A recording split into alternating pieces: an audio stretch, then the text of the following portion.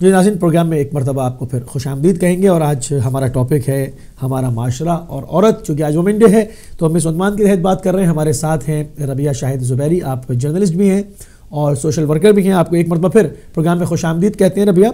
और हमारी बात हो रही थी ब्रेक पर जाने से पहले, ये तमाम चीज़ें आपने कॉलर्स की भी गुफ्तगू सुनी है। बात देखें उसके अंदर उन्होंने हक़ बात कही कि अगर इस्लाम ने तो 14 साल पहले औरत के सारे हुकूक़ को वज़ा कर दिया, कोई भी शख्स किसी भी चीज़ को ये नहीं कहता कि जी हाथ उठाना या मारना ये जायज़ है, मगर ठीक है माशरे में बिगाड़ है उस पर काम होगा। मगर जहाँ पर हम मगरिब की पैरवी करते हैं, वेस्टर्न कंट्रीज़ की पैरवी करते हैं और हम देखते हैं तो उन्होंने तो औरत को एक इश्तिहार बना के सामने पेश कर दिया। अगर हम उसको इज़्ज़त कहते हैं तो फिर हमें इन्ना लिल्लाह पढ़ लेनी चाहिए। ठीक है, हम इससे थोड़ा सा आगे बढ़ते हैं। मैं ये जानना चाहूँगा कि NGOs जो हैं वो इसको किस तरह से डील करती हैं जब एक औरत को भेज दिया जाता है और फैमिली आके आपके पास शिकायत करती है कि जी वो वहाँ से वापस नहीं आने दे रहे हैं, पासपोर्ट छीन लेते हैं वहाँ कफील जो होते हैं, तो आप किस तरह से उसको डील करते हैं, किस तरह आते हैं वो वापस?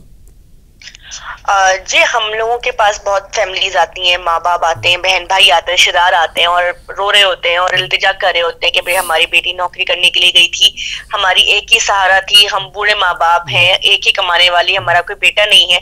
तो उसको इस मजबूरी के तहत मुल्क से बाहर जाना पड़ा, क्योंकि यहाँ की निस्बत बाहर कमाने में जरा आमदनी बेहतर हो जाती है। तो उस घर के अंदर तो एक कयामत का सा मंजर होता है कि उनका एक ही कमाने वाला वो मुल्क से बाहर, आंखों से दूर और इन हालात के अंदर होता है। तो उसलिए हम लोगों को एक उन ममालिक के सफारत खानों से कांटेक्ट करना पड़ता है, वहाँ उनके माँ बाप के दिए गए खवाइफ को बताना पड़ता है, क्योंकि ऐसे लोग जो गलत काम कर रहे होते हैं, गलत तरीके से झांसा दे के लोगों को भेजा जाता है, तो जाली रिक्रूटमेंट एजेंसीज बना लेते हैं। तो उसमें हमें ये मुश्किलात का दरपेश होती है कि वो सारे नाम, कॉन्टेक्ट्स, इदारे का नाम, ऑर्गेनाइजेशन का नाम, वो सब गलत और झूठ होता है। तो उस तरह से लोगों को की पकड़ाई बड़ी मुश्किल हो जाती है, क्योंकि वो कोई भी चीज ओरिजिनल नहीं यूज करे होते, सब जाली यूज करे होते हैं। तो हम सफारत खाने को उन औरतों के नाम दिए देते हैं, उन लोगों का वो करते हैं कि ये इस तारीख को गई, इस तरीके से गई, तो वो बताएं। तो वहाँ गवर्नमेंट लेवल पे जाके ये बात, सारे मामला तय होते हैं। और आपको पता ही है कि किसी भी मुल्क की गवर्नमेंट जो है वो किसी भी काम को बहुत ताखीर से करती है, बहुत रिसर्च के बाद करती है, और ये से देखा जाता है कि जिस क्लब में या जिस इदारे में उसको भेजा गया वो असर रसूख वाले लोग तो नहीं है। तो काफी हद तक मुश्किलात का सामना होता है। बाजियाबी हुई अभी बख्तली के केस के हवाले से, आपसे बात पिछले प्रोग्राम में भी हुई थी, इसके शौहर ने उसको भेजा था इन्हीं गलत कामों के लिए दुबई, और उसको वहां से हमें बाजियाब कराया। तो मुश्किलात होती है, स्लो प्रोसेस है, हल्के हल्के होता है। कोशिश हमारी ये होती है कि वो औरतें उस जहन्नुम से, उस दलदल से निकल के जल्द अज जल्द अपने वालिदैन के पास, अपने घर वालों के पास आ जाए, और उन वालिदैन को भी करार आ जाए जिनका लख्ते जिगर इतनी मुश्किलों के अंदर वहाँ फंसा होता है। अच्छा, इसको मजीद अभी कंटिन्यू करेंगे क्योंकि इसके अंदर से और ब्रांचेस में निकलती हैं। सिर्फ एक छोटी सी बात मेरे जहन में आ रही थी कि हमने जब आपसे पूछा, ये सवाल किया कि आप जो ये केसेस डील करती हैं तो ये किन किन ममालिक को इस तरह से नौकरियों का झांसा देकर औरतों को भेजा गया है, तो आपने कहा सर फहरिस्त यानी मिडिल ईस्ट है वो ज़्यादातर। जी बिल्कुल, मिडिल ईस्ट है। अच्छा, मिडिल ईस्ट जो है ये तो तमाम इस्लामी ममालिक हैं, यहाँ पर खुलेआम इस तरह से कैसे काम हो रहा है ये? आप तो बेहतर जानते ही हैं, और हमारे जितने नाजरीन इस वक्त टीवी देख रहे होंगे वो भी बेहतर जानते ही हैं कि मिडिल ईस्ट में बहरीन और दुबई वो दो ममालिक या शहर हैं जहाँ पे वहाँ के हुक्मरानों ने इस चीज को खुलेआम इजाजत दी हुई है। वहाँ शराब खाने भी हैं, क्लब भी हैं, मसाजिद भी हैं, और लोगों पे छोड़ दिया गया है कि उनको अगर मस्जिद जाना है तो मस्जिद जाए, अगर क्लब जाना है तो क्लब जाए। तो यहाँ तो हम नहीं लड़ सकते उन लोगों से, क्योंकि उनका मुल्क है, उनके हुक्मरान है, वो उस चीज का इख्तियार रखते हैं कि वो क्या चीज अपने मुल्क में राइज करें। हाँ, मैं इस चीज को अप्रिशिएट नहीं करूंगी क्योंकि वो इस्लामी ममालिक हैं, और इससे हम इस्लाम का चेहरा पूरी दुनिया में क्या पेश हो रहा है ये अप्रिशिएट नहीं की जा सकती चीज। लेकिन उन्होंने वो टूरिज्म को तरजीह को बढ़ाने के लिए, उसको टूरिज्म को बढ़ावा देने के लिए उन्होंने इस तरह की चीजों को आम अपने ममालिक में आम किया हुआ है, जिसपे कोई पाबंदी नहीं है, कोई कानूनी गिरफ्त नहीं है, तो उस पे वो काम करने वाले लोग भी गलत, उनकी नजरों में गलत नहीं है। लेकिन जो उनको गलत नौकरी, जो रिक्रूटमेंट एजेंसीज पाकिस्तान में लोग चला रहे हैं, जो नौकरी उनको पता होती है कि उन्होंने वहीं पे भेजना है, लेकिन यहाँ लड़कियों को मिसगाइड किया जाता है, गलत कवायद बताए जाते हैं कि नौकरी रिसेप्शनिस्ट की है या अकाउंटेंट की है। वो सारी बात सही है, वो सारी बात सही है रबिया, वो सारी बात सही है, मगर एक जगह पर जहाँ पर इस्लाम 1400 साल पहले औरत को इज्जत दे चुका, वो तमाम चीज़ें वज़ा कर दी। एक ममालिक, ये ममालिक अपने को इस्लामी ममालिक भी कहें और खुले आम जो है वो फाशी के ये तमाम मराकज़ में चलाएँ। अलमिया है, एक कॉलर को शामिल करूँगा। अस्सलाम वालेकुम वरहमतुल्लाह। जनाब जी सजा साहब खुशामदीद, फरमाइए। अली कैसे हैं? मेरी बातें आपको हमेशा पता है थोड़ी लोगों से बिल्कुल मुख्तलिफ होती है। बिल्कुल बिल्कुल बिल्कुल, आप बहुत मुख्तलिफ आदमी माशाल्लाह। ये है कि जो औरत का नफ्स ईमान है पर्दे में ढकी हुई छुपी हुई चीज होती है, जब वो पर्दे से निकल जाती है तो मेरे हिसाब में तो अपना मकाम खो देती है, फिर जो मर्जी या करे। तो दूसरी बात ये है कि ये जो असेंबली में बैठी हुई है, ये कुछ औरतें हैं, और जहाँ औरत पर मर्द जिस तरह बैठे होते हैं, अल्लाह का गजब वहाँ बरसता है, और नंगे औरत नंगे सर जहाँ वहाँ भी अल्लाह का गजब बरसता है। पहले तो मैं आऊंगा तो कसम परवरदिगार दी इन औरतों को असेंबली से मैं बाहर फेंकूंगा। ठीक है, बहुत बहुत शुक्रिया, बहुत शुक्रिया, बहुत शुक्रिया। हर तरह से जो है वो मुख्तलिफ जहतों के साथ गुफ्तगू होती है। बहरहाल जी, तो हम दोबारा से उस तरफ चलते हैं कि जहाँ पर हम देख रहे थे कि किस तरह से ये NGOs काम करती हैं, हुकूमतें किस तरह इन्वॉल्व होती हैं। आपने कहा कि बाज़ जो वहाँ पर जिन लोगों के पास इस टाइप की औरतें पहुँचा दी जाती हैं वो बहुत असर रसूख वाले होते हैं, बड़े शेख होते हैं, वो इतनी आसानी से नहीं जो है वो छोड़ रहे होते हैं, उन्होंने इन्वेस्टमेंट कर रखी होती है। तो अब ये कैसे देखा जाए रबिया के रिक्रूटिंग एजेंसी सही है या गलत है? जी बिल्कुल, इस चीज के हवाले से ये हमारे जो खवातीन हैं और बल्कि मर्द हजरात भी हैं, वो किसी भी कंपनी अगर आपको नौकरी दे रही है तो उस कंपनी की जिसकी वो नौकरी है उसके बारे में रिसर्च करें, नेट पे जाएं, आपके दोस्त अहबाब उस मुल्क में होंगे जिस मुल्क की नौकरी है, वहां पे मालूमात कराएं, उधर खुद फोन करें, और जो रिक्रूटिंग एजेंसी है उसके बारे में मालूम करें, क्या वो रजिस्टर्ड कंपनी है, क्या उनके फोन नंबर उनके नाम पे है, क्या वो मोबाइल नंबर से कांटेक्ट कर रहे हैं या उनका कोई लैंडलाइन नंबर है, उनका कोई फिजिकल ऑफिस है, और वो कितने अरसे से एस्टैब्लिश है, काम कर रहा है। इस चीजों के बारे में अगर इस पे करते हैं एतमाद किसी पे ना करें, एक कॉलर को ले लूं, उसकी रिसर्च करें, एक कॉलर को ले लूं, बिल्कुल एक कॉलर को ले लूं, फिर इस पे मजीद बात करते हैं। अस्सलाम वालेकुम वरहमतुल्लाह। एक सेकंड से देना मुझे, जी फरमाइए, सवाल पूछना, पूछिए। मैं आज तक बचपन में ये देखते आया हूँ कि जब कोई बच्चा शरारत करता था ना घर में, तो उसकी माँ उसे ये कहती थी कि तेरा बाप आएगा तो मैं उसे बताऊंगी तो वो तुझे मारेगा, और देखना तेरा बाप तेरी, वो पंजाबी में कहते हैं कि तेरी खाल उधेड़ के रख देगा। तेरा बाप बच्चे को डराती थी और बच्चा जो डर जाता था वो बाप के नाम से। अब जो कानून बना दिया है, बाप 3 दिन घर से बाहर निकल जाए नहीं रख सकती, तो क्या अब बाप ये कह के डराया करेगा कि तेरी माँ आएगी तो मुझे बताऊंगा तो तुझे वो तुझे मारेगी और ये करेगी? क्या ये चल सकेगा ये सिलसिला? मैं ये सवाल बहन से पूछना चाहता हूँ कि बाप के डर की बजाय या बाप माँ का नाम लेकर डराएगा तो क्या बच्चे डर जाएंगे या बच्चे बाप का एहतराम करेंगे या इज्जत करेंगे? थैंक यू जी, मेहरबानी, शुक्रिया, जज़ाकल्लाह। जनाब जी वापस चलेंगे। मेरे ख्याल में एक कॉलर को मैं ले लेता हूँ, इसको आप नोट कर लीजिए सवाल को। जी अस्सलाम वालेकुम वरहमतुल्लाह। अस्सलाम भैया, मैं दुबई से बात करता हूँ, मैं चाहता हूँ लाइफ में पार्टिसिपेट करूं। जी दुबई से कौन साहब? मेरा नाम हसन है। हसन साहब दुबई से, आपको खुशामदीद कहेंगे, फरमाइए। हाँ, मैं अली साहब से डायरेक्ट बात करना चाहता था लाइव प्रोग्राम में। जी आप लाइव हैं, आप फरमाइए। अच्छा, ऐसा है कि देखो इस्लाम एक बहुत आज़ाद मजहब है, और एक जमाने में रसूलुल्लाह के टाइम में अजान हो रही थी और एक शख्स मस्जिद के मुकाबल जा रहा था, मतलब उल्टा जा रहा था। ठीक है। तो किसी ने कहा देखो नमाज का टाइम है, ये आदमी उधर जा रहा है बजाय मस्जिद में आने। तो रसूलुल्लाह ने अपने असहाब को बोला कि अगर ये समझ के जा रहा है कि मैं जाऊँ 2 पैसा कमाऊँ ताकि किसी के आगे हाथ फैलाना न पड़े, तो ये भी इबादत है। ठीक है। तो इस्लाम तो ऐसा है, इबादत है, काम करना कोई मुसीबत नहीं है। ये मेरा कहना है, बस सलाम। ठीक है, सलाम। ठीक है, एक और कॉलर को शामिल करेंगे। अस्सलाम वालेकुम व रहमतुल्लाह। वालेकुम अस्सलाम रहमतुल्लाह बरकातहू। जी जी, मेरी बहन को भी अस्सलाम वालेकुम। मोहम्मद अली लंदन से बोल रहा हूँ। जी मोहम्मद अली साहिब लंदन से खुशामदीद कहेंगे। इंशाअल्लाह ताला मेरी बहन, अगर मैं पाकिस्तान में आऊंगा तो इंशाअल्लाह ताला मैं जरूर आपसे मिलूंगा, इंशाअल्लाह इंशाअल्लाह इंशाअल्लाह। तो बाकी आप दुनिया की बातें सुन रही होगी मेरी बहन, ये सुनती रहें आप। मसला ये है कि जिन कौमों ने दो पहियों के साथ काम किया है उन्होंने अपने कानून भी बना लिए, उन्होंने दुनिया की हर जगह पे तरक्की कर ली है। हम एक पहिए पे चलने की कोशिश अभी भी कर रहे हैं। तो मेरी बहन, आपकी हमें बहुत जरूरत है।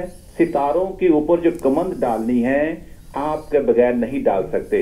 मुआशरे की इस्लाह आपके बगैर नहीं कर सकते। यानी कि अब इतने डिपार्टमेंट हैं, ये नहीं चला सकते। अब हम, मुझे ये मर्द हजरात बताएं कि अगर एक औरत थाने में जाती है अपनी रिपोर्ट लेके, वहां पे थानेदार बैठा हुआ, उसको तो पहले ये सोचना चाहिए कि ये जो औरत आई है ये मेरी बेटी है, ये मेरी माँ भी हो सकती है, ये मेरी बीवी भी हो सकती है, ये मेरी फुफी चाची ताई मामी कुछ भी हो रिश्ते में हो सकती है। ये जो औरत थाने में आई है ये उसकी जिम्मेदारी बनती है।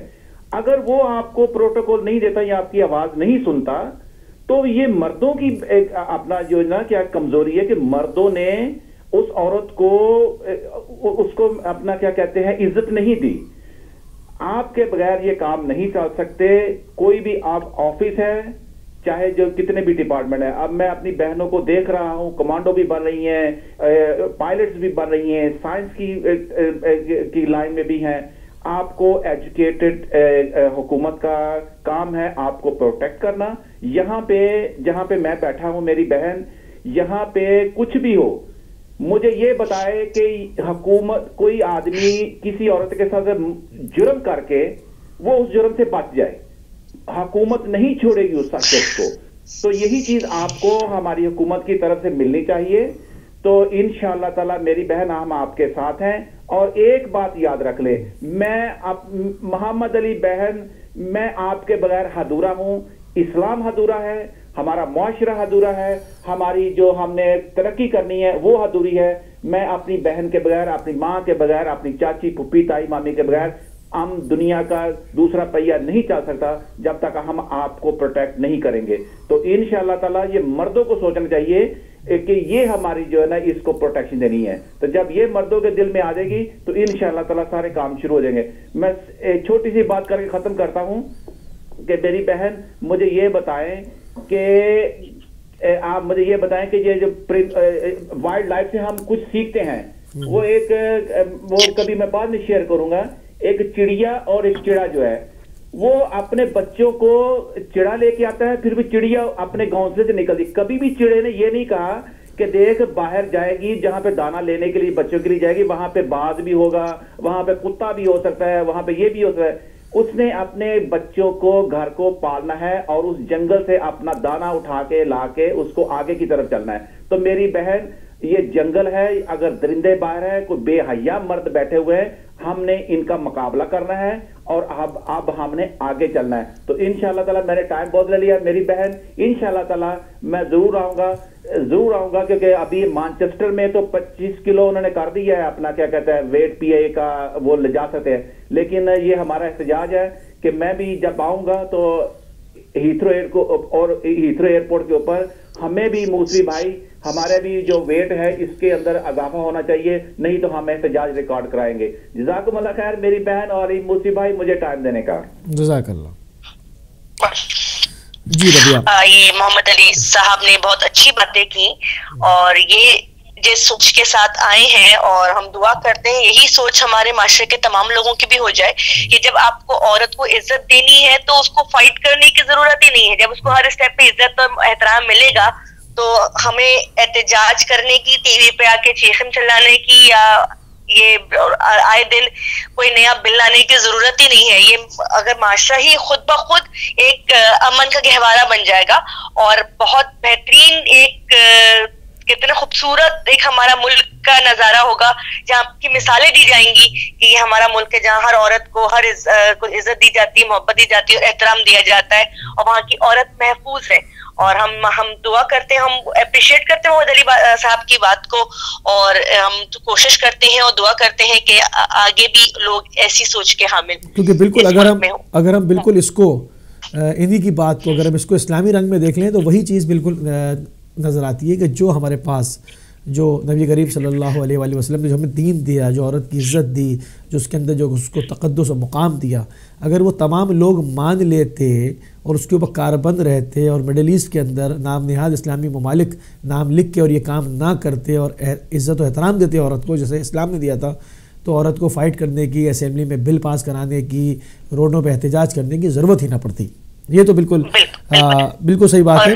अभी हमारे कुछ कॉलर्स ने बात की कि इश्तिहारात के अंदर औरत है और हर प्रोडक्ट पे औरत की तस्वीर है।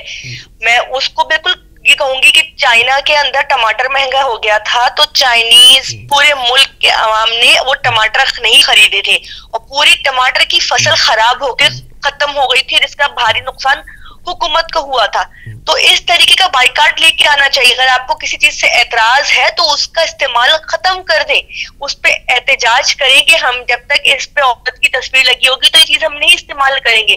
वो तो खुद खूबसूरत तस्वीर वाली प्रोडक्ट उठा के इस्तेमाल करते हैं और एतराज करते हैं कि औरत जो है ये हर प्रोडक्ट में अपनी तस्वीर को शाया करके बहुत खुश होती है। तो हमारे अप्रिशिएट भी खुद करते हैं उन चीजों को और एतराज भी खुद करते हैं। तो हमें अपनी सोच को एक डायरेक्शन देनी है, एक सिम देनी है कि हमने जाना किस तरफ है। हम खुद जो है वो दो कश्तियों का सवार है, हम कहते कुछ है अमलन कुछ करते। जब तक हम खुद किसी एक रास्ते की तरफ ना जाएंगे तो हम लोग खुद हमें खुद नहीं पता होगा कि हम क्या चाहते हैं और क्या नहीं करना चाहते। एक कॉलर को मैं शामिल करता हूँ। जी अस्सलाम वालेकुम व रहमतुल्लाह। वालेकुम सलाम, मैं अनीस हैदर बात कर रहा हूँ हुजूर। अनीस हैदर साहब न्यूयॉर्क से खुशामदीद कहेंगे, फरमाइए। बहुत बहुत शुक्रिया आपका, बहुत खूबसूरत आप आज भी मौजूद लेके आए। बहुत दो अपने ख्यालात के इज़हार करना चाहूँगा। बिस्मिल्लाह।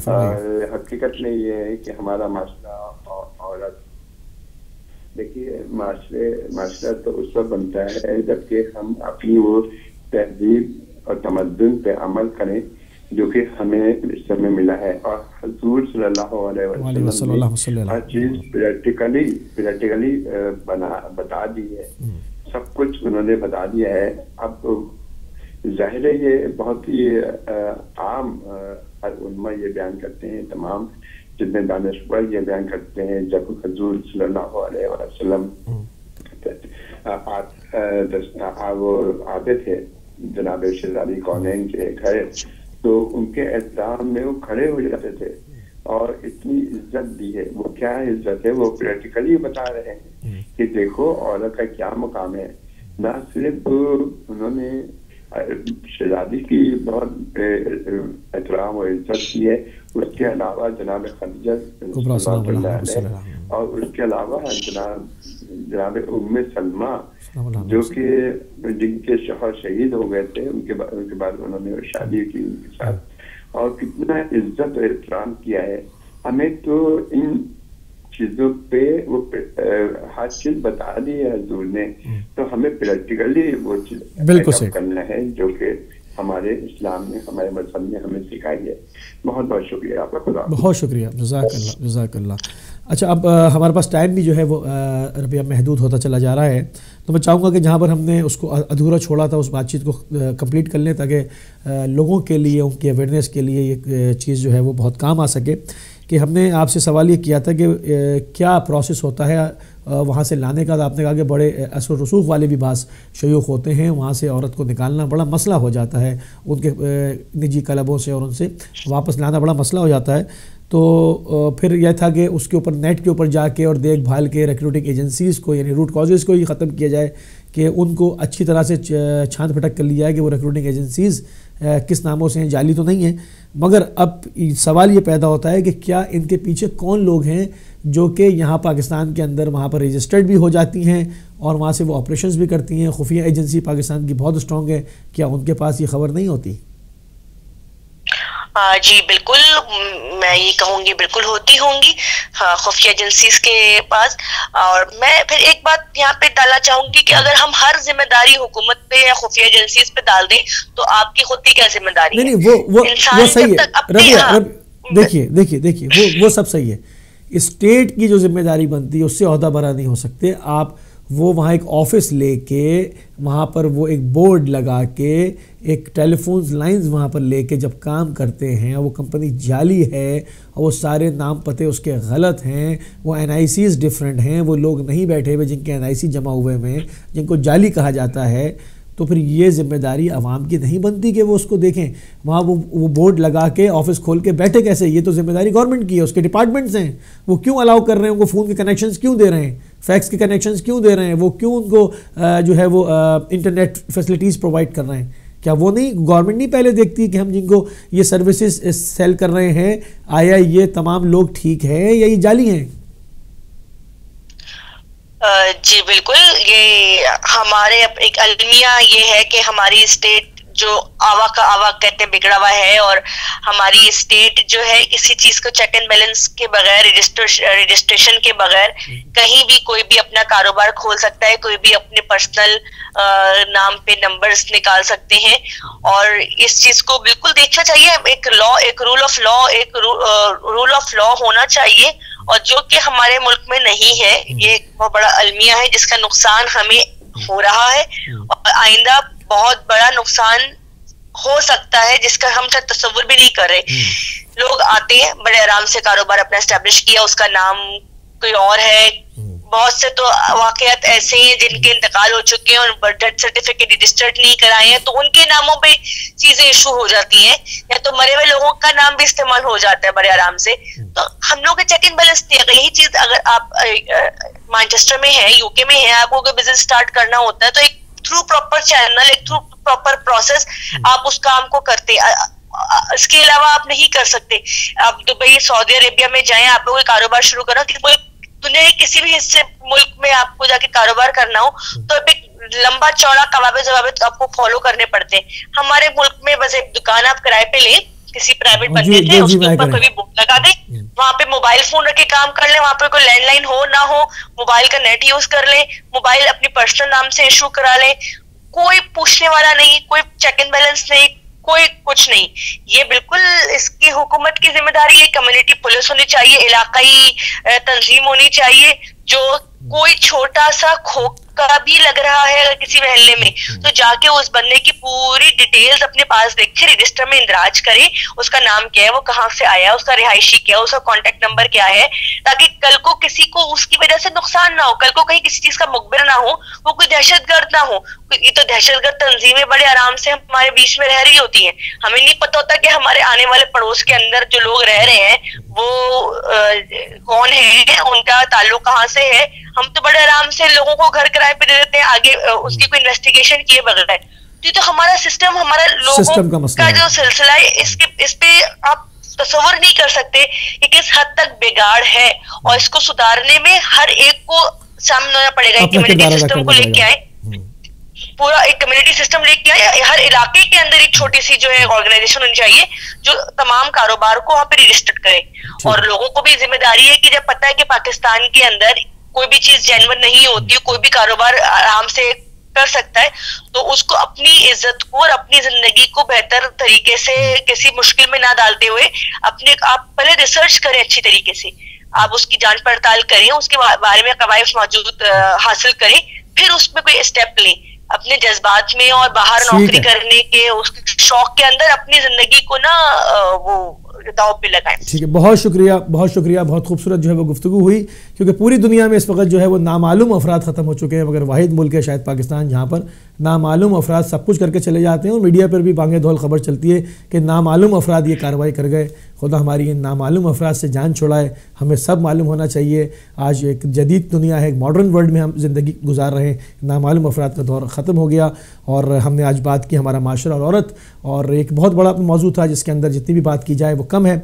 मैं बहुत शुक्रगुजार हूँ उन लोगों का, उन तमाम हमारे मौजूद स्कॉलर्स का जिन्होंने हमारे प्रोग्राम में हिस्सा लिया और अपनी एक मुख्तलिफ जहतों के साथ अपनी अपनी राय, बेहतरीन राय का इजहार किया। और ख़ुसूसन जो है वो मोहतरमा रबिया शाहिद ज़ुबैरी, आपका भी मैं बहुत शुक्रगुज़ार हूँ। आप थ्रू आउट प्रोग्राम में हमारे साथ रहें और बहुत मज़ीद और मुफीद जो है वो मालूमात से हमें और हमारे नाज़रीन को आगाह करती रहें। इसी के साथ नाज़रीन मुझे इजाज़त दीजिए, कल एक नए मौजू के साथ दोबारा आपकी खिदमत में हाजिर होऊंगा। अस्सलामु अलैकुम व रहमतुल्लाहि व बरकातुहू।